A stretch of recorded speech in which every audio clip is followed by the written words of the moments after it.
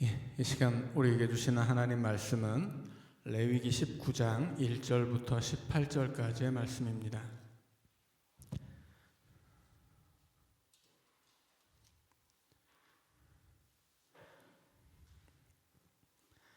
레위기 19장 1절부터 18절까지의 말씀입니다.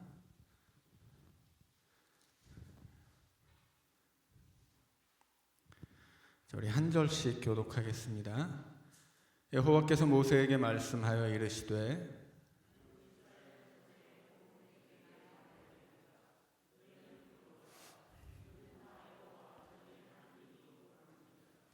너희 각 사람은 부모를 경외하고 나의 안식일을 지키라.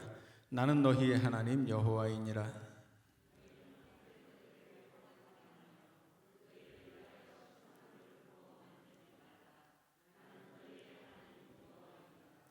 너희는 화목 제물을 여호와께 드릴 때 기쁘게 받으시도록 드리고 그 제물은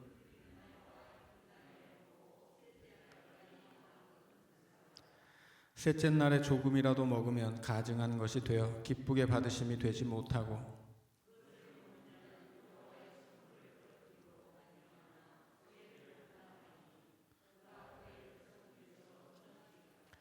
너희가 너희의 땅에서 곡식을 거둘 때에 너는 밭 모퉁이까지 다 거두지 말고 내 떨어진 이삭도 줍지 말며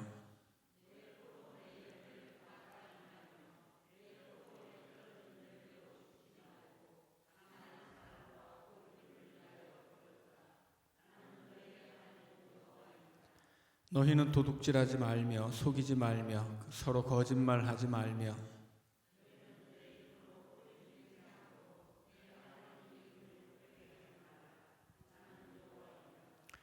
너는 내 이웃을 억압하지 말며 착취하지 말며 품꾼의 삭슬 아침까지 밤새도록 내게 두지 말며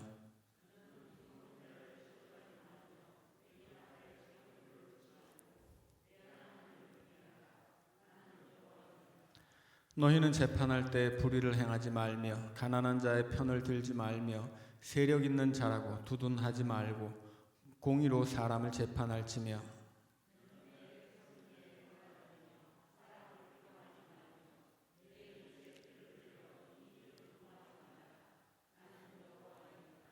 너는 내 형제를 마음으로 미워하지 말며 내 이웃을 반드시 견책하라. 그러면 내가 그에게 대하여 죄를 담당하지 아니하리라.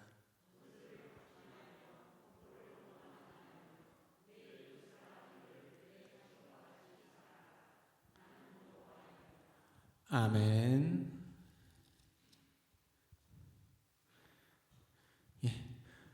성결법에 대해서 배워가고 있습니다. 지난 주일에는 부모를 공경하라와 이제 안식일 지켜라 이 말씀에 대해서 함께 배웠습니다. 자, 오랜만에 우리 십계명을 한번 기억해 보도록 하죠. 십계명의 1계명이 뭐죠? 나 외에 다른 신을 섬기지 말라. 하나님만 섬기라 하죠. 자, 2계명은 뭡니까?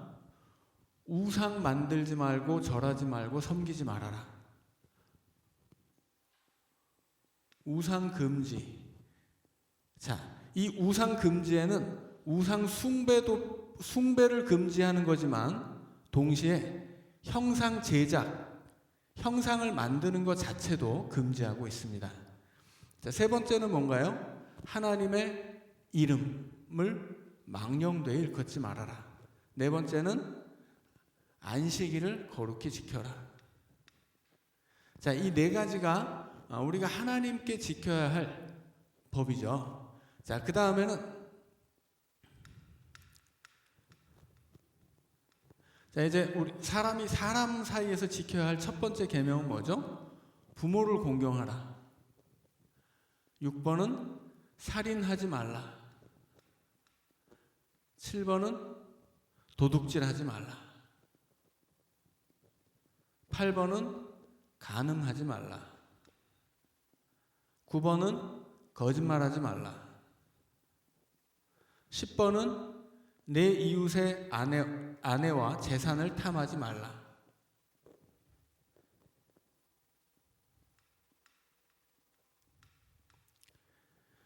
이것을 굳이 우리 쭉 적어본 이유는 개신교의 10계명과 캐톨릭의 10계명이 다릅니다. 오늘 그 차이를 좀 설명을 드리려고 그래요. 우리는 하나님 앞에 지켜야 할 계명이 4개라고 생각하는데 캐톨릭에서는 이거를 3개로 줄여요. 왜 3개로 줄이냐면 1번과 2번을 합칩니다. 그래서 이게 하나가 되는 거예요. 이게 1번. 그래서 우상 금지 이게 빠지고 이것은 그냥 하나님만 섬기라와 같은 계명이지 다른 것 아니다. 그러니 이걸 그냥 하나로 합치자. 이렇게 해서 이제 하나로 하고 하나님을 향해 지켜야 할 계명은 3가지다. 이렇게 이야기합니다. 그리고 마지막에 10번에서 이웃의 재산과 아내를 탐하지 말라를 둘로 나눠요. 그래서 9계명은 재산을 탐하지 말라. 10계명은 아내를 탐하지 말라. 이렇게 됩니다. 그래서 이것이 개신교와 캐톨릭의 차이예요. 그런데 오늘 우리가 본문에 보면 3절 말씀에 안식일을 지키라 나는 너희 하나님 여호와니라 다음에 4절에 보면 신상을 부어 만들지 말라. 이 우상 숭배를 금지할 뿐만 아니라 형상을 만들지 말라는 이야기가 나오죠. 이게 특별한 조항으로 명시되었다는 거예요. 그래서 하나님만 섬기라는 계명과 우상을 숭배하거나 만들지 말라는 계명을 하나로 뭉치기 어렵다는 거죠. 왜냐하면 이 우상을 만들지 말고 섬기지 말라고 하는 명령이 시시때때로 여러 번 독자적인 계명으로 제시되기 때문이에요. 예를 들어서 우리가 출애굽기 20장을 보면 처음으로 10계명을 배우는데 10계명이 쭉 나열된 다음에 그 다음에 제일 먼저 다시 한번 반복되는 게 우상의 형상을 만들지 말라입니다. 이것은 신명기로 가도 마찬가지예요. 신명기는 출애굽 1세대들이 광야에서 다 죽고 출애굽 2세대가 가나안으로 들어가게 되기 때문에 시내산에서 계명을 배우지 못했거나, 왜냐하면 이제 애굽에서 나온 사람들 중에 20살 이하는 다 죽습니다. 광야에서. 그러니까 애굽에서 나왔는데 19살이었으면 가나안에 들어가는 거예요. 20살이면 못 들어가는 거고. 그러니까 이 출애굽 1세대는 못 들어가고 2세대가 들어가는 거라고 말씀을 드렸죠. 그러니까 이 가나안에 들어가는 이스라엘 백성 중에 소수는 시내산에서 율법을 배운 적이 있어요. 그런데 개 중에 대다수는 없습니다. 그래서 다시 배워야 되죠. 그래서 가나안을 앞에 두고 모세가 유언처럼 다시 한번 율법을 가르쳐주는 말씀을 기록한 게 신명기예요. 그래서 신명기에도 10계명이 있습니다. 그런데 신명기에서 10계명을 다시 한번 이야기할 때도 이번에는 신명기 뒤에가 아니라 10계명 뒤가 아니라 10계명을 가르치기 전에 먼저 우상의 형상을 만들지 말라. 이것을 명시하고 그 다음에 10계명을 가르쳐요. 그러니까 순서는 바뀌지만 10계명을 가르친 다음에 따로 하나의 항목으로 띄어서 우상을 숭배하지 말고 우상의 형상을 만들지 말라는 계명이 다시 반복된다는 거예요. 그러니까는 하나님만 섬기라는 1번 계명과 우상을 숭배하지도 말고 만들지도 말라고 하는 2번 계명을 하나로 합치는 건 안 된다는 말씀이죠. 왜냐하면 이 2번 계명이 너무나 성경의 여러 곳에서 자주 독자적인 계명으로 제시되고 있기 때문이에요. 그래서 2개를 하나로 합치는 것은 곤란해요. 반면에 이웃의 재산이나 아내를 탐하는 것을 2개로 나누는 것도 곤란해요. 왜냐하면 그 옛날에는 아내는 남편의 재산으로 취급됐기 때문이에요. 오늘날의 관점에서는 좀 받아들이기 어렵지만 옛날엔 다 그랬어요. 옛날에 그랬던 것을 오늘 우리가 못 적겠어요. 옛날에 그랬는데. 그래서 옛날에는 아내가 이렇게 인격적으로 대우받는 일들이 좀 쉽지 않았습니다. 우선 아내는 결혼을 할 때 아내를 데려오기 위해서 신랑이 아내의 값을 신랑의 아버지에게 치러요. 그러니까 형식 자체는 돈을 주고 사오는 거예요. 그래서 아내는 신랑의 재산으로 취급됐었습니다. 그러니까 오늘날의 눈으로 보면 아내를 재산으로 취급하는 건 말도 안 되지만 그 옛날의 눈으로 보면 아내는 남편의 재산인 거예요. 그런데 이 계명을 이웃의 재산과 아내를 한 문장에서 붙어 있는데 이걸 나누는 것도 문장 자체가 붙어 있는데 나누는 것도 좀 곤란하지만 그 시대에는 아내는 재산의 일부였는데 이것을 나눠서 9계명, 10계명으로 만드는 것은 안 맞는 거예요. 자, 그런데 왜 캐톨릭에서는 이것을 굳이 우상숭배와 형상 만들지 말라는 말을 왜 하나로 합쳐서 뺐습니까? 아예 이건 빠져 있어요. 우상숭배는. 그래서 하나님을 나 이외에 다른 신을 섬기지 말라는 이제 공동 번역에서는 오직 하나님만 흠숭하라 이렇게 바꿔 놓긴 했지만 뜻은 똑같아요. 하나님만 섬기라는 거예요. 그런데 하나님만 섬기라는 계명만 나오고 우상 숭배하지 말고 형상 만들지 말라는 이야기는 딱 빼버렸어요. 왜 그랬을까요? 성당에 가면 형상이 있거든요. 마리아가 아기 안고 있는 형상이 있잖아요. 그 본인들의 교회에는 이 형상을 세워놔야 하기 때문에 이걸 없애버린 거예요. 그래서 너무 자의적으로 성경을 해석하고 자기들의 전통에 맞추어서 성경을 제한했다라고 하는 거죠. 이것은 옳지 않습니다. 그래서 종교개혁이 일어났을 때 종교개혁자들은 그때까지 사실은 이게 이렇게 10계명의 그 하나님을 향해 지켜야 할 계명이 4가지였던 것은 초대교회 전통이에요. 기원전 1세기에 모든 교부들이 이 10계명을 이렇게 우리가 지금 개신교가 지키고 해석하는 대로 이렇게 10계명을 생각을 했었어요. 그런데 이것이 캐톨릭이 이제 주도권을 가지면서 이걸 없애버린 거예요. 이게 무엇과 맞물려 있는 거냐면 마리아 숭배와 맞물려 있는 거죠. 그러니까 그 옛날 시대에는 사람들이 글자를 몰랐다고 말씀드렸죠. 오늘날 우리 대한민국처럼 이렇게 글자를 많이 알고 있는 것은 지금도 흔하지 않아요. 다른 나라에서는 문맹률이 굉장히 높습니다. 더군다나 그 먼 옛날 우리나라도 세종대왕님이 한글 만들기 전에는 똑같았어요. 문자를 아는 것은 어려운 일이에요. 더군다나 지배 계급이 정책적으로 문자를 가르치지 않습니다. 그것은 이 피지배 계급에게 문자를 가르쳐주면 그 지식이 쌓이면 그 사람들이 반항하기 때문이에요. 그러니까 지배를 통치를 위해서는 지식을 함부로 전하지 않았어요. 그래서 지식을 배운다, 글자를 배운다 이것은 상위 1%의 귀족들에게만 허락된 일이었어요. 대다수는 글자를 모릅니다. 그래서 뭘로 성경을 배워요, 그러면? 그림이나 형상으로 배웠어요. 근데 그림이나 형상으로 배우는데 예를 들어서 기독교의 신앙을 배울 수 있는 그림들이 어떤 게 있겠습니까? 하나님, 예수님, 사도들, 그 다음에 뭐가 있겠어요? 지옥의 심판, 천국의 천사들, 이런 것들. 어떤 면에서는 예쁘고 아름다운 그림도 있지만 한편에서는 굉장히 무서운 그림들이 있는 거예요. 그래서 그런 그림이나 형상으로 사람들에게 신앙을 가르쳐 주어야 됐기 때문에 그 시절에 마리아가 등장한 거예요. 그러니까 대다수의 사람들은 성경을 모르거든요. 성경이 뭐라고 써 있는지를 몰랐어요. 그래서 성경에 마리아가 예수님의 어머니라고 나와 있고, 그래서 이걸 그림으로 표현하다 보니까 점점 마리아가 하나님의 마치 무슨 예수님의 진짜 어머니인 것처럼 그렇게 사람들이 생각하고 믿게 된 거예요. 되게 미신적인 신앙인 거죠. 오늘날도 캐톨릭에서 마리아를 숭배하는 신앙들이 공공연해요. 이것은 사실은 캐톨릭의 교리에는 없는 일이에요.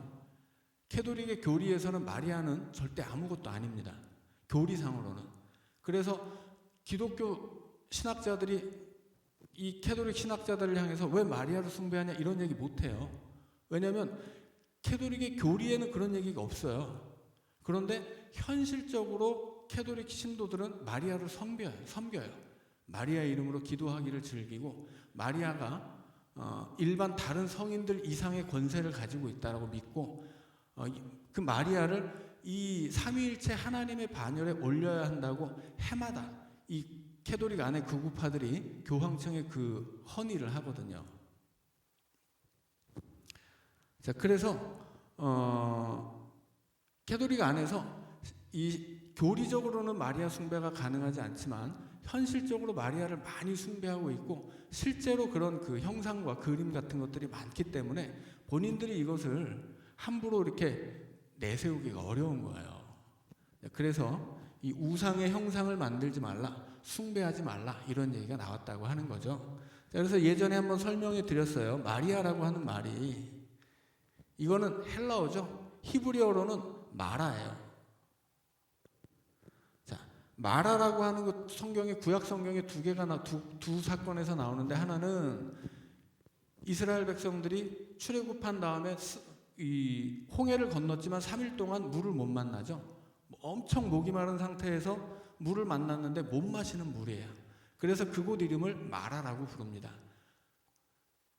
고통이라는 뜻이에요. 고통. 이 마라의 뜻은 두 가지인데 고통, 배신이에요.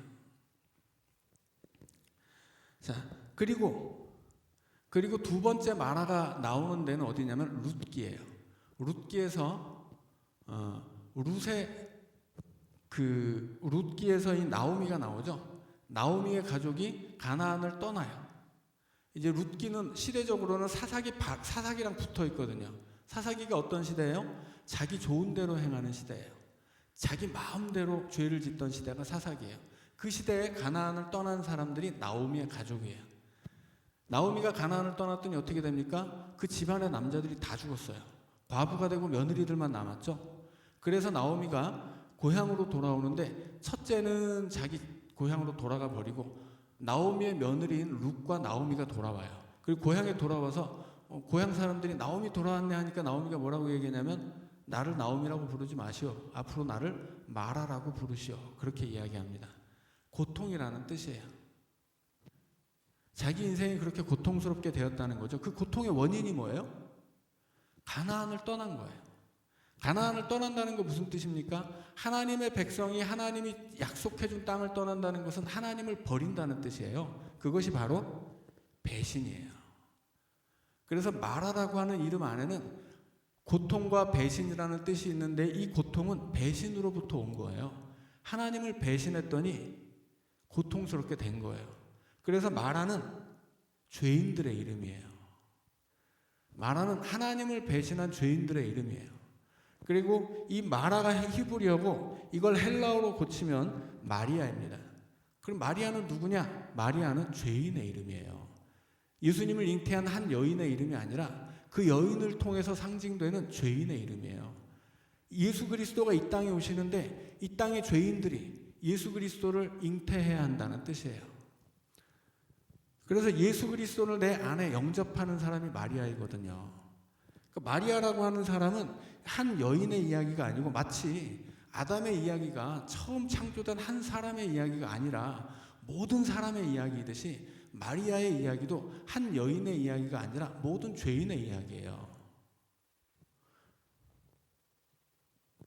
그래서 마리아라고 하는 것은 우리가 숭배할 대상이 아니라고 하는 거죠. 이 마리아는 우리 자신을 뜻하기 때문이에요. 예수 그리스도를 내 안에 영접해야 할 죄인들의 이름이 마리아예요. 자, 그래서 이 마리아라고 하는 이름은 본래 히브리어로는 마라이고 이것은 하나님을 배신했기 때문에 당하는 고통이라는 뜻입니다. 하나님을 배신한 사람들은 다 죄인이 되고 하나님을 떠났기 때문에 고통을 겪게 되거든요. 죽음을 향해 살고. 그래서 마리아는 모든 죄인들의 이름이지 예수님을 잉태한 한 여인의 이름이 아니에요. 그러니까 마리아는 전혀 숭배의 대상이 될 수가 없습니다. 더군다나 감히 마리아를 하나님의 반열에 올리자고 하는 것은 말 같지도 않은 얘기죠. 만약에 그렇게 되면 이제 캐톨릭은 이단으로 정죄할 수밖에 없는 거예요. 그런데 이제 이게 실제적으로 캐톨릭 안에서 이런 그 마리아를 숭배하는 그 미신적인 신앙들이 굉장히 많이 퍼져 있어요. 그리고 어떤 기독교인이 아니라고 할지라도 마리아를 어떤 성녀처럼 생각하고 마리아에게 어떤 신적인 권위가 있다고 생각하는 사람들이 많이 있어요. 이건 대단히 잘못됐다는 거죠. 이게 왜 잘못됐는지를 알아야 우리가 이런 우상 숭배를 하지 않을 수 있는 거죠. 그래서 마리아는, 이건 헬라어인데 히브리어로는 마라이고 성경이 말하는 마라와 마리아는 죄인의 이름이구나. 이것은 하나님을 떠났기 때문에 하나님을 배신한 죄인들이 겪는 고통의 이름이구나. 그거를 알고 있으면 우리가 마리아를 왜 숭배하지 않아야 하는지를 아는 거죠. 마리아는 어떤 한 여인의 이름이 아니라 우리 예수 그리스도를 영접하고 잉태해야 하는 모든 죄인의 이름이다라고 하는 것입니다. 자, 그래서 4절의 말씀에 보면 헛된 것들에게 향하지 말며, 여기서 헛된 것들은 우상이에요. 너희를 위하여 신상들을 부어 만들지 말라. 자, 이것은 삭제될 수 없는 정말 중요한 계명이고, 그 이유는 성경이 이것을 독자적인 계명으로 분명하게 여러 곳에서 명시하고 있기 때문이다 라는 것을 알고 있으면 더 좋겠습니다. 자, 형상을 만들지 않아야 하는 이유는 뭘까요? 형상이 중요한 이유는, 형상이라고 하는 것은 이것은 어떤 모양으로 만드는 거잖아. 그러니까 하나님은 도저히 우리가 다 알 수도 없고 볼 수도 없고 표현할 수 없는 분이신데 내 손으로 만든다는 거예요. 하나님을 알 수도 없는 분인데 그 하나님을 내 손으로 만들어내고 내가 아는 어떤 모양으로 만들어내서 하나님을 제한하는 것이기 때문에 형상으로 만드는 것은 절대로 해서는 안 되는 일입니다. 만약에 사람이 만들어내는 형상이라면 그것은 신의 자격이 없는 거예요. 그러니 마리아뿐 아니라 어떤 것이라도 형상을 만드는 것, 사람의 손에 형상으로서 만들어지는 신은 그건 그냥 사람이 만든 거예요. 그건 사람의 손 안에 있는 것이고 사람의 생각 속에 있는 것이고 사람의 뜻 안에 있는 거죠. 그래서 형상으로 만들어지는 그 어떤 신도 다 가짜예요. 이런 건 신의 자격이 없는 거예요. 사람의 손에 형상으로 만들어지는 것, 여기 어떻게 신의 자격이 있어요? 이건 말도 안 되는 거죠. 그래서 형상이 금지되는 것입니다. 자, 5절부터는 화목제에 관한 이야기가 나오죠. 자, 화목제라고 하는 것이, 자, 화목제가 어떤 제사입니까? 화목제는 여러 가지 제사 중에서 친교의 제사예요. 왜냐하면 하나님 앞에 제물을 바치는데 이 제물을 하나님께 다 불살라 드리는 것이 아니라 제물을 바친 사람들이 나눠 먹기 때문이죠. 제물을 드린 사람들만 나눠 먹는 게 아니라 여러 사람들을 초대해서 같이 먹게 돼 있었어요. 그래서 화목제라고 하는 것은 하나님 앞에 제사를 드리지만 그 드려진 제물을 함께 나누어 먹음으로써 하나님과 우리 사이의 관계를 회복하고 또 하나님 앞에서 사람과 사람 사이, 사람과 이웃 사이의 관계를 회복하는 것이 화목제예요. 그래서 화목제는 단순히 하나님과 나와의 관계가 아니고 하나님 안에서 우리의 관계를 위한 제사입니다. 그래서 이제 그 거룩하라는 계명이 하나님과 나와의 관계 속에서 이제 나와 이웃의 관계로 지금 넘어가고 있는 거예요. 그래서 화목제를 똑바로 드려라. 셋째 날까지 이 화목제에서 바쳐진 제물을 셋째 날까지 먹으면 이건 완전히 실패한 제사가 되는 거죠. 근데 이 화목제 중에는 감사제가 있고 다양한 제사가 있어요. 서원제, 자원제 이런 것이 있는데 감사한 일이 있기 때문에 화목제를 드릴 때는 당일에만 먹어야 돼요. 다음 날 아침까지도 놔둘 수가 없습니다. 그게 이제 우리가 레위기 7장에서 배웠던 이야기죠. 이건 당일이에요. 근데 서원제가 자원제는 다음 날까지도 먹을 수 있습니다. 다만 오늘 제사를 드리고 내일까지 먹을 수 있는데 그 다음 날까지 이게 남아서 가만히 있으면 이거는 불태워 버려야 되고 그걸 먹으면 큰일 나는 겁니다. 자, 그런데 화목제에서는 하나님 앞에 새를 바칠 수가 없어요. 최소한 염소예요. 염소나 양이나 소를 바쳐야 됩니다. 이건 뭐냐면 나눠 먹어야 되기 때문에 큰 제물을 바쳐야 된다는 뜻입니다. 그래서 화목제를 드릴 때는 큰 짐승을 드리는데 이걸 당일에 다 먹어야 돼요. 혹은 많이 봐주면 다음 날까지도 먹을 수 있는데 그 다음 날까지는 안 돼요. 무슨 얘기냐면 많은 사람들을 불러서 한 번에 다 먹어라. 한꺼번에 다 먹을 수 있도록 많은 사람을 불러서 같이 먹어라. 그런 뜻이에요. 그래서 화목제물을 하나님 앞에 바쳤는데 이거를 여러 사람 불러서 같이 먹지 않고 우리끼리 먹다가 남으면 그 제사는 실패한 겁니다. 그래서 둘째 날까지 남기면 안 된다. 혹은 그날에 다 먹어야 된다. 이런 계명이 있는 것은 화목제의 근본 취지가 하나님 앞에서 하나님께 제사를 드리는 사람들이 그들의 이웃과 하나 되기 위한 제사이기 때문이에요. 그래서 이 제사를 거룩의 조건으로 지금 놓고 있는 거죠. 하나님의 백성은 너의 이웃들과 함께 해야 된다. 그런 뜻이에요. 예수님이 그래서 분명히 말씀하시죠. 율법의 핵심이 뭡니까? 하나님 사랑, 이웃 사랑이다. 이웃을 사랑하는 거예요. 그것이 거룩의 조건이고 19장에서도 이것들을 요약하면 다 하나님 사랑과 이웃 사랑이거든요. 자, 그래서 화목 제물은 하나님과 하나님 앞에서 하나님의 백성들이 하나 되는 제사다. 이것이 여러 가지 5가지의 제사가 5가지의 제사의 어떤 근본적인 형태는 희생 제사죠.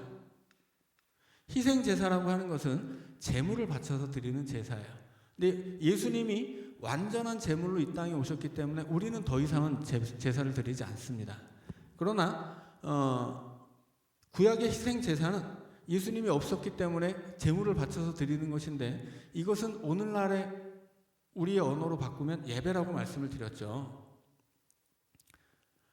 그러니까 우리의 예배 안에 번제와 화목제와 소제와 전제와 속건제, 속죄제 이런 것들이 다 들어가 있다는 뜻이에요. 그러니까 하나님을 예배하는 사람들이 화목제처럼 함께 하나님 앞에서 예배하기 위해서 함께 모인 사람들이 그렇게 하나님 안에서 하나가 되는 것이 우리의 예배 안에 그런 의미가 있어야 된다라고 하는 뜻입니다. 자, 그래서 구약의 제사는 오늘 우리의 예배인데 우리의 예배 안에는 화목제의 의미가 있기 때문에 예수님도 네가 예배를 드리기 전에 형제와 싸운 일 있으면 화해하고 와라. 그리고 그 다음에 예배를 드려라. 이렇게 이야기 말씀하시죠. 그래서 우리가 하나님만 잘 섬긴다고 해서 그것이 좋은 믿음이 아니고 하나님을 섬기는 사람들은 이웃하고도 좋은 관계를 맺을 수 있어야 돼요. 자, 그것이 하나님 백성들의 거룩이다라고 하는 것입니다. 자, 9절로 오면 이제 본격적으로 이웃을 위한 법들이 나옵니다. 자, 9절에 나오는 것은 폐하법이라고 해요.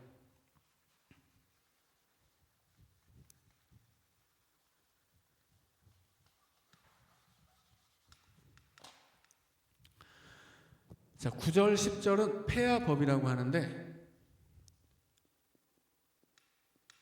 여기서 폐하라는 말은 모퉁이라는 뜻입니다. 왜 모퉁이 법이냐?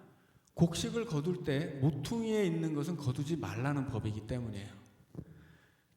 오늘날 우리나라 밭은 막 이렇게 다 네모 반듯하잖아요. 이렇게 막 구획이 쳐져 있어서 다 네모 반듯하죠. 근데 옛날 이스라엘의 밭은 이렇게 생기지 않았어요. 불과 수십 년 전에 우리나라의 밭도 이렇게 네모 반듯하진 않았죠. 이렇게 산이 있으면 이렇게 이런 식으로 들에서도 그 높낮이에 따라서 이런 식으로 그 밭이 울퉁불퉁했잖아요. 그런데 이런 네모 반듯한 밭에서는 모퉁이라고 해봐야 별것도 없는데 그 옛날에 이런 울퉁불퉁한 밭에서는 모퉁이가 많아요. 이 옆은 다 모퉁이입니다. 밭이 있으면 중간에는 수확을 열심히 해야 되겠지만 이 주변에 이 모퉁이는 수확하지 말라는 거예요. 아니 곡식을 심고 한 해 동안 농부가 열심히 땀 흘려 일했는데 왜 이걸 다 거두지 말라고 합니까? 이 모퉁이에 있는 것들은 가난한 사람들이 먹어야 되거든요. 가난한 사람들이 와서 이 모퉁이에 있는 것들 가져갈 수 있도록 법적으로 보장을 해놓은 거예요. 그래서 모퉁이 법이라고 하는 폐합법이 있었어요.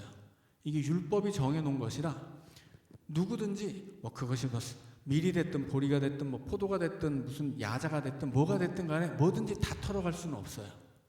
그래서 룻기에 보면 룻이 시어머니를 따라서 가나안에 왔는데 뭐 경제 활동을 할 수가 없잖아요. 옛날 여자들은.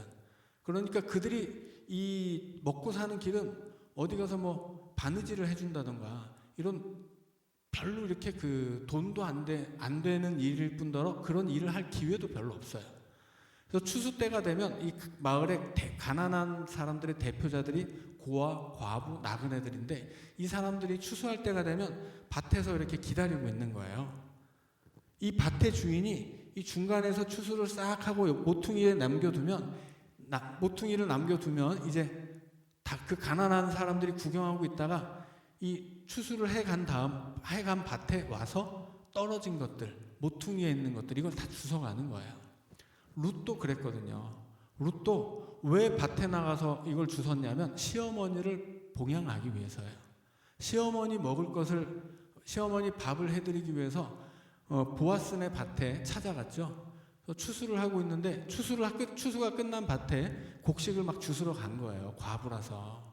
그랬는데 보아스가 보니까 보아스가 소문을 들었죠. 이방 여인인데 젊은 여인이 자기 시어머니를 섬기는데 이렇게 추수가 끝난 밭에 나와서 곡식 더미를 성실하게 주워가고 있으니까 그 하인들에게 이야기합니다. 얘들아, 곡식 거둘 때 이렇게 하나씩 흘려. 그래가지고 이 룻이 이 밭에 왔을 때 그 보아스의 하인들이 곡식을 추수한 다음에 이렇게 일부러 흘려요. 그래서 많이 가져갈 수 있도록 해줍니다. 그렇게 하는 게 폐합법이에요. 가난한 사람들은 그래서 이렇게 추수가 끝날 때 남겨진 것을 먹고 살았어요. 그래서 이스라엘 백성들은 근데 전체적으로 다 가난했잖아요. 이스라엘 백성들이 이스라엘의 모든 역사에서 부유하게 살았던 적이 거의 없습니다. 더군다나 포로기를 거치고 바벨론에 잡혀갔다 온 다음에는 계속 식민지 생활을 했어요. 강대국들의 식민지로만 살아서 다 가난했어요. 다 가난한 시절에도 더 가난한 사람들을 위해서 밭에서 다 추수하지 않습니다. 그래서 가난한 사람들끼리 사는 이스라엘에서 더 가난한 제일 가난한 사람들이 굶어 죽지 않도록 보장해 주는 것이 폐합법이었어요. 이 폐합법의 혜택을 받고 살았던 사람이 누구냐면 세례 요한이에요. 세례 요한에 대해서 석청을 먹었다고 하잖아요. 석청이라는 것은 무슨 꿀 얘기를 하는 게 아니에요. 무슨 웰빙 음식이 아니죠. 석청이라고 하는 것은 이 대추야자가 이렇게 굉장히 달거든요. 이스라엘에는 우리가 아는 꿀은 별로 없고 이 대추야자의 그 과즙을 꿀이라고 불러요. 그런데 이 대추야자가 대추야자를 막 흔들면 땅바닥에 막 떨어지잖아요. 그거를 추수하는 사람들이 다 주워가지 않습니다. 그러면 바닥에 남아있고 돌틈에 끼어있는 대추야자가 있어요. 그거를 뭐라고 하냐면 그걸 석청이라고 하는 거예요. 돌틈에 끼인 꿀처럼 단 대추야자. 그래서 석청이라고 하는 거예요. 메뚜기라고 하는 것도 마찬가지예요. 세례 요한이 메뚜기와 석청을 먹었다고 하죠. 메뚜기라고 하는 것은 쥐엄나무 열매를 말하는 겁니다. 쥐엄나무 열매와 메뚜기가 헬라어로 똑같아요. 그래서 이 쥐엄나무 열매가 우리가 탕자 얘기에서 많이 들어봤죠. 돼지들에게 주는 먹이에요. 쥐엄나무 열매가. 그러니까 일반적인 사람들은 평소에는 안 먹어요. 돼지나 주는 먹이 사료니까. 근데 극심한 가난이 들면 우리나라 사람들 소나무 껍데기 뜯어 먹은 것처럼 이스라엘 사람들도 어쩔 수 없이 돼지나 주는 쥐엄나무 열매를 사람도 먹었어요. 그것을 메뚜기라고 불렀습니다. 그래서 세례 요한이 먹었던 것은 그 쥐엄나무 열매와 폐합법에 의해서 남겨진 대추야자들이에요. 그러니까 세례 요한이 이 폐합법의 혜택을 입어서 이제 그것으로 먹고 사는 거죠. 자, 여기서 말하고 있는 게 그런 거예요. 네가 곡식을 거둘 때 반 모퉁이까지 다 거두지 말고 떨어진 이삭도 줍지 말며 포도원의 열매를 다 따지 말며 포도원에 떨어진 열매도 줍지 말고 가난한 사람과 거류민을 위하여 버려두라. 나는 너희의 하나님 여호와이니라. 내가 하나님인데 너희들 나 믿으면 가난한 사람들 돌봐야 돼. 그런 이야기입니다. 자, 이것은 구약 시대에 이런 율법이 있었지만 우리에게는 율법은 아니죠. 율법은 아니지만 하나님의 백성들이 가난한 사람들 돕기를 원하는 것은 지금도 똑같은 하나님의 마음이에요. 그것은 지금도 동일한 하나님의 뜻입니다. 그러니까 예수 믿는 사람들은 누군가를 도울 일 있으면 주저하지 않아야 돼요. 자, 11절에 보면 도둑질하지 말며 속이지 말라, 거짓말하지 말라. 이제 이것도 다 이웃에 관계된 이야기죠. 도둑질, 속이고 거짓말하고 예수 믿는 사람들은 여튼 정직해야 된다는 거죠. 왜냐하면 도둑질하거나 거짓말하거나 속이는 것은 뭐라고 합니까? 12절에 보면 그것은 너의 하나님 이름을 욕되게 하는 것이다 이렇게 이야기하죠. 우리가 세상에서 내가 부당한 이득을 취하려고 거짓말하고 도둑질하고 남을 속이면 내가 믿는 하나님을 욕되게 하는 일이에요. 그러니까 우리는 그런 일을 하면 안 된다라고 하는 거죠. 하나님 백성들은. 자, 그것이 하나님 백성들의 거룩이에요. 세상 사람들은 윤리나 도덕 때문에 그렇게 거짓말하지 않고 도둑질하지 않고 남을 속이지 않죠. 세상 사람들도 하나님 믿지 않는 사람들도 그것이 부끄러운 일이라는 것은 알아요. 그렇다면 하나님 믿는 사람들은 더 그걸 지킬 줄 알아야 할 것입니다. 자, 13절에 보면 너는 내 이웃을 억압하지 말며 착취하지 말며 품꾼의 삭슬 아침까지 밤새도록 내게 두지 말며 귀먹은 자를 저주하지 말며 맹인 앞에 장애물을 놓지 말고 내 하나님을 경외하라. 자, 마지막 말씀이 뭐예요? 하나님을 경외하는 거예요. 경외한다는 말은 무슨 뜻입니까? 두려워한다는 거죠. 하나님을 두려워하는 마음으로 이웃 억압하지 말아라. 이웃을 착취하지 말아라. 일꾼을 부렸는데 그 삭슬 미루고 손에 끼치지 말아라.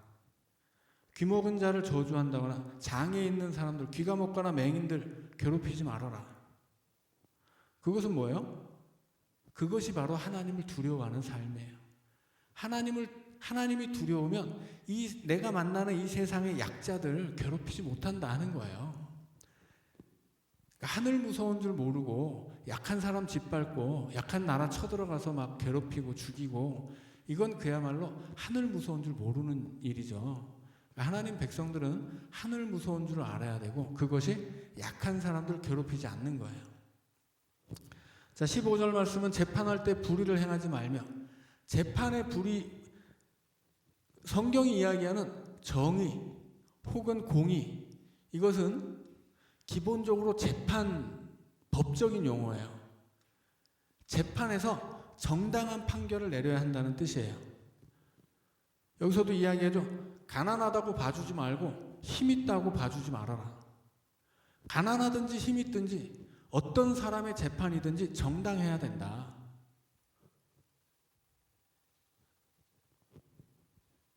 그런데 우리나라 속담에 이렇게 팔이 안으로 굽는다는 말 있잖아요. 밖으로는 안 굽고 안으로만 굽어요. 그건 뭐예요? 웬만하면 내가 아는 사람은 좀 봐주고 내가 아는 사람은 좀 덮어주고 이게 나쁜 것은 아니에요. 그런데 도를 넘어서면 어때요? 나쁜 게 되는 거예요. 아는 사람들이 사랑하고 서로의 사정을 봐주는 건 당연히 좋은 일이죠. 그런데 그것으로 불법을 행하고 그것으로 남의 이익을 편취하고 이런 것은 안 되는 일이에요. 그래서 정의와 공의 이것은 재판에 관련된 일인데 오늘날 우리는 어떤 세상을 살고 있어요? 돈을 들여가지고 비싼 변호사를 고용하면 죄를 지었어도 막 무죄로 풀려나요. 힘 있는 사람들, 돈 가진 사람들은 죄를 지어도 무죄로 풀려나요. 그러니 우리는 기본적으로 별로 정의롭지 않은 세상을 살고 있는 거예요. 그런데 정의롭지 않은 세상에서 우리는 정의로워야 돼요. 나 하나 정도야 이런 게 아니라 나 하나라도 정의로워야 되는 거예요. 그것이 하나님 백성이죠. 왜냐하면 우리는 이 세상을 살지만 하늘의 백성이거든요. 우리는 하나님의 법으로 살아야 되는 사람들이에요. 세상의 법은 악하기도 하고 좀 구멍도 많아요. 근데 하나님의 법은 여튼 우리는 하늘의 백성이니까 하나님의 법을 지켜 살아야 되는데 세상이 악해도 세상에 정의가 없어도 우리는 정의롭게 살고 선하게 살고 정직하게 살고 사랑하며 살아야 되는 거예요. 그것이 하나님의 법인 거죠. 그 법을 지키는 사람들이 하나님의 백성이고 그 하나님의 백성들이 하나님 나라의 증거예요.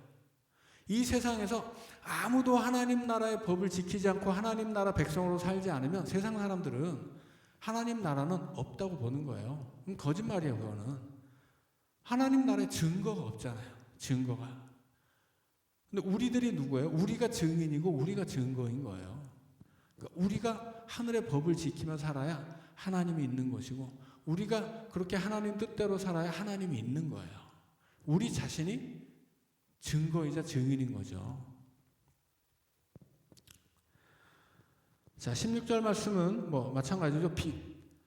돌아다니며 사람 비방하지 말며 이웃의 피를 흘려 이익을 도모하지 말라. 비방하는 거 이거 아주 재밌잖아요. 남 욕하는 거 얼마나 재밌어요. 이렇게 실제로 부부 관계가 아주 안 좋았을 때 그 부부 관계를 치료하는 방법 중에 하나가 둘이서 서로 누구를 욕하는 거예요. 이게 실제로 그렇게 심리 상담, 부부가 심리 상담 받으러 가면 그걸 시켜요. 둘이 같이 누굴 욕하게 하는 거예요. 그러면 마음이 하나가 되고 사이가 좋아진다고 그래요.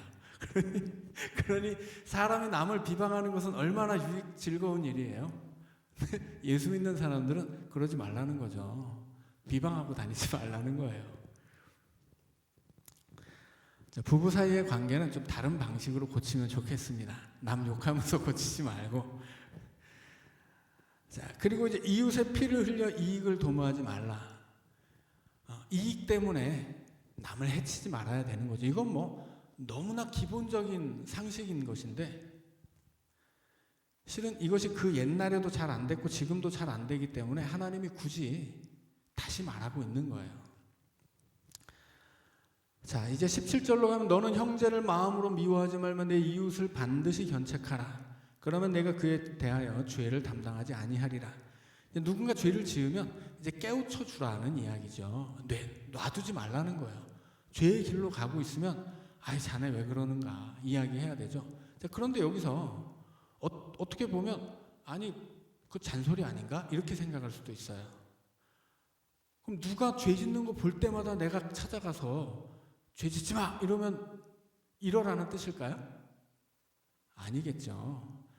누가 죄 짓는다고 내가 찾아가서 죄 짓지 마 그럼 죄 안 짓습니까? 아니에요. 사람의 말에 힘이 있으려면 힘 있는 말은 인격에서 나와요. 그러니까 예를 들어서 전혀 내가 모르는 사람이 나한테 와서 충고랍시고 말을 하면 내가 듣겠습니까? 안 듣죠. 내 눈에 차지 않는 사람이 충고라고 하면 뭐라고 하겠어요? 너나 잘해. 그렇게 얘기할 거 아니에요. 이웃을 견책하기 위해서는 견책할 만한 자격이 있어야 돼요. 내가 남의 것을 훔치면서 내가 남의 걸 훔치는 사람한테 야 남의 거 훔치지 마 그럼 되겠습니까? 안 들어요. 그러니까 솔로몬이 그 막 사치를 부리면서 자식한테 그 잠언에 있는 말씀을 아무리 들려줘도 안 듣는 거예요. 미련한 아들이 되는 거예요. 그러니까 우리가 누군가를 견책하기 위해서는 견책할 만한 자격이 있어야 되고 견책해도 되는 인정을 받아야 돼요. 존경을 받고 존중받을 수 있는 삶을 살아야 된다는 거죠. 우리가 하는 어떤 말 한마디가 잔소리가 아니라 충고가 되기 위해서는 충고로 들을 수밖에 없는 사람이 되어야 합니다. 그래서 예전에 제가 전도사 시절에 제가 좀 이렇게 돈도 없고 별로 이렇게 예의 이런 거 따지지도 않고 젊으니까 그냥 티에다가 청바지 입고 다녔더니 어느 날 그 목사님이 저를 부르셨어요. 제가 굉장히 존경하는 목사님이신데 그분이 불러서 어이 최 전도사 자 이거 가지고 옷을 사 입어. 그리고 돈을 주셨어요.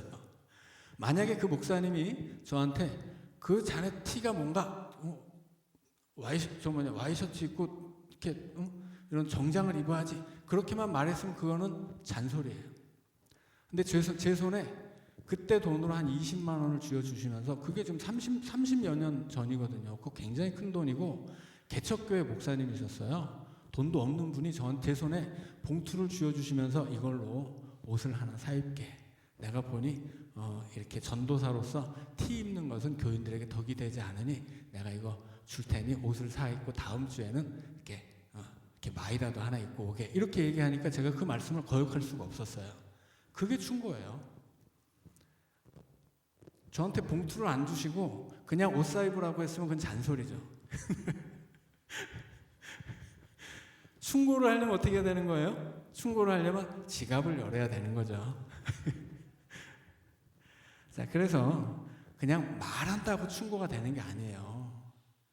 말을 해도 될 수 있도록 내가 그 사람 앞에서 어떤 내 말을 충고로 받아들일 수 있도록 내가 어떤 행동을 해야 되는 거예요. 자, 이 말씀은 그렇게 받아들이시면 되겠습니다. 자, 18절을 보면 원수를 갚지 말고 동포를 원망하지 말며 내 이웃 사랑하기를 내 자신과 같이 사랑하라 말씀하시죠. 자, 여기서는 이웃을 사랑하라 라고 말씀하지만 여기서의 이웃은 뭐예요? 동포예요. 처음에 이웃을 사랑하라는 말씀에서 그 이웃은 동포입니다. 이스라엘 민족. 그런데 나중에 뒤로 가면 네가 살고 있는 땅에서 거류민을 너희 중에서 나은 자 같이 여기며 자기 같이 사랑하라. 이제 여기서 또 한 걸음 발전하는 거예요. 처음에는 그래도 우리 같은 민족은 사랑해야지 이렇게 얘기하고 그 다음에는 같은 민족이 아니어도 사랑해라. 그러니까 이 사랑의 범위를 넓히는 거예요. 오늘날 우리는 어때요? 나만 사랑하거나 내 가족만 사랑하거나 내 친구까지는 사랑할 수 있죠. 그런데 내가 잘 모르는 사람 사랑하기 어렵고 심지어는 내가 미워하는 사람 사랑하는 거 어렵잖아요. 그런데 예수님 뭐라고 말씀하십니까? 네 원수를 사랑해라. 예수님은 너무 이렇게 제한이 없어서 큰일이에요. 참 이렇게 예수님 말씀 도대체 이걸 어떻게 지켜야 될지 모르겠어요. 우리가 네 동포를 사랑해라. 동포가 아니어도 같이 사는 사람이면 사랑해라. 레위기의 말씀은 그거거든요. 그런데 예수님은 여기서 한 걸음 더 나가셔요. 더 나가셔서 원수까지 사랑해라. 예수 믿는 사람들은 그 사랑이 끝없어야 한다는 이야기입니다. 그래서 우리는 모르는 사람도 사랑할 뿐더러 원수까지 사랑해야 되니 이 사랑이 얼마나 큰일인지 모르겠습니다. 다만 우리가 그렇게 사느냐 하는 문제가 중요한 게 아니에요. 그렇게 살려고 하느냐가 중요합니다. 우리는 본래 연약하고 우리에게는 무슨 믿음대로 살거나 말씀대로 살 만한 능력이 별로 없기 때문에 이 말씀을 다 지켜 사는 것은 어려운 일이에요. 하나님도 다 지키라고 말하지 않습니다. 하나님도 율법을 굉장히 탄력적으로 적용한다고 말씀드렸죠. 우리가 이 율법을 소중히 여기고 이렇게 살아야 되겠다 마음 먹는 것만으로도 대단한 거예요. 이것이 우리 삶의 원칙이 되는 것도 중요하다라고 하는 거예요. 이거를 하나하나 다 지켜야만 구원받는 게 아니에요. 하나님이 이 율법을 주실 때는 이거 하나라도 안 지키면 아주 다 멸망할 줄 알아? 이렇게 주신 말씀이 아니에요. 이것이 원칙이다라는 뜻이에요. 이것을 너희 삶의 원칙으로 삼고 살아라. 하나님의 백성이라면 이 말씀 기억하고 살아라. 이 말씀대로 살기 위해서 애쓰고 힘써야 된다. 이런 뜻입니다. 그래서 하나님이 우리에게 주신 말씀이지만 지키지 못하면 어떻게 해요? 회개하면 되죠. 회개해야죠. 그리고 회개하면서 계속해서 이런 말씀대로 살기 위해서 노력해야죠. 그것이 회개의 삶이고 그것이 믿음의 삶입니다. 그래서 이렇게 하나님의 백성에게 요구하신 거룩은 다만 하나님만 잘 믿으라는 게 아니에요. 세상에 나가서 하나님 백성답게 하나님 닮은 모습으로 마치 하나님인 것처럼 하나님의 형상으로 사랑해라. 정직하게 살아라. 정의롭게 살고 그런 말씀을 하시는 것입니다. 여기까지 하고 기도하고 마치겠습니다. 사랑의 하나님, 하나님의 백성 되었으니 하나님의 법대로 살게 하여 주시옵소서. 정직하게 하시고 사랑하게 하시고 우리의 마음을 넓혀서 온 세상도 다 품는 그리스도의 마음을 닮아가게 하여 주시옵소서. 우리 주 예수님 이름으로 기도드리옵나이다. 아멘. 하늘에 계신